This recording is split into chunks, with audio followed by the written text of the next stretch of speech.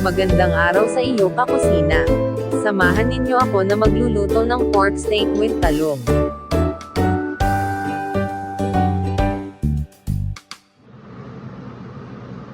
Nakabili ako ng pork liempo sa isang malaking membership shopping store. Mag-umpisa na tayo. Gayatin ang pork liempo ng katamtamang liit. Magpiga ng kalamansi. Masarap kasi kapag lasang-lasa mo ang asim.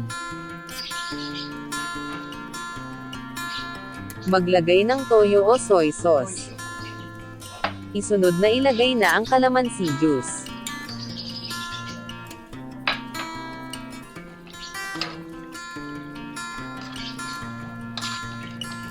Maglagay ng white pepper powder o kaya black pepper powder. Halu-haluin ito, at i-marinate for at least 30 minutes.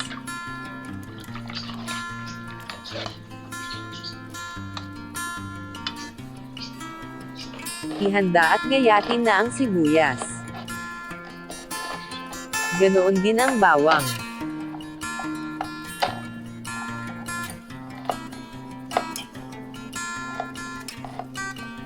Ang talong ay gayatin na rin, mga 1 1/2 inch ang haba, hiwaing paaba o lengthwise.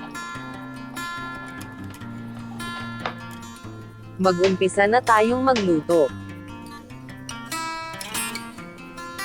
Maglagay ng mantika sa mainit na kawali.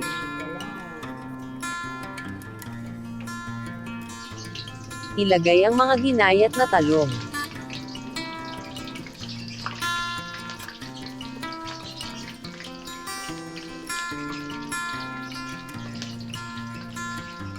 Baliktarin pag tostado na ang skin ng talong.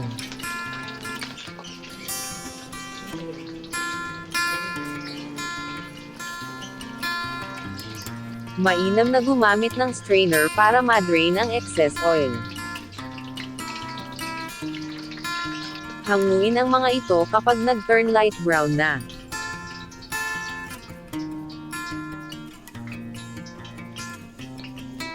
Magdagdag ng mantika kung kinakailangan. Ipa-fry na natin ang marinated pork.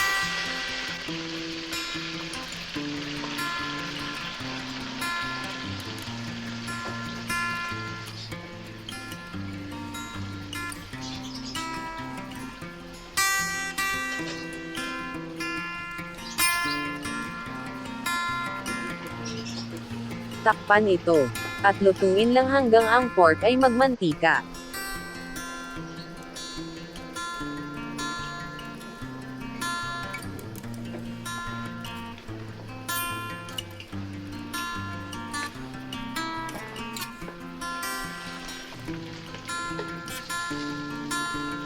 Paminsan-minsan ay hahalo-haluin din.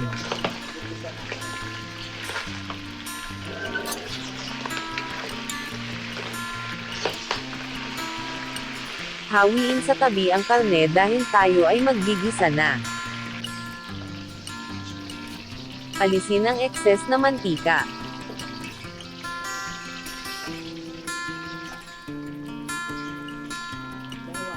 Unang ilagay ang bawang.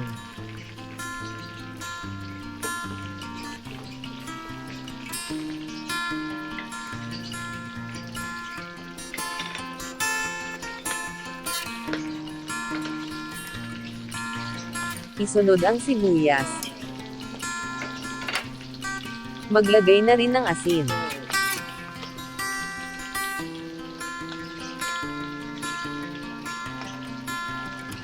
Halu-haluin lang hanggang maluto ang sibuyas.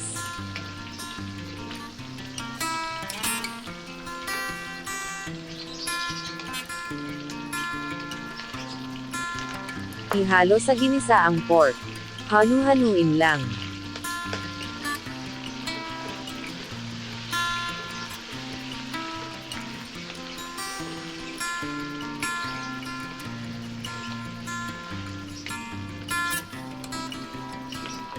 Ilagay ang pinagbabaron ng karne.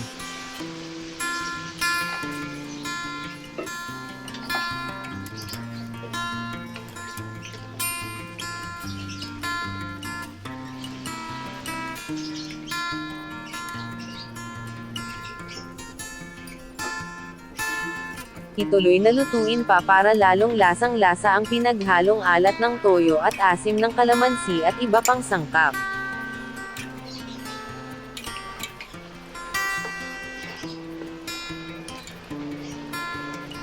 Isunod na maglagay na ng tubig. Tubig na sapat hanggang malambot ang karne.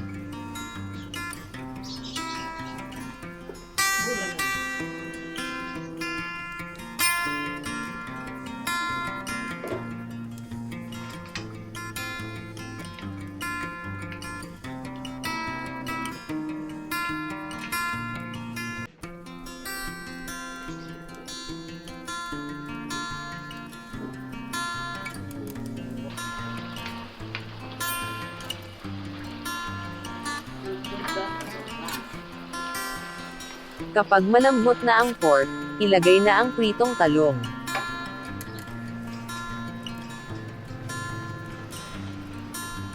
Halu-haluin lang.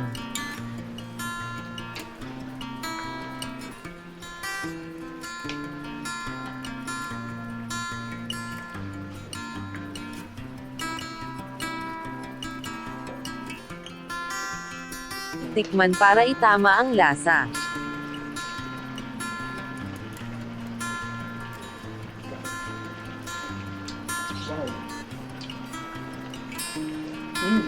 Sarap.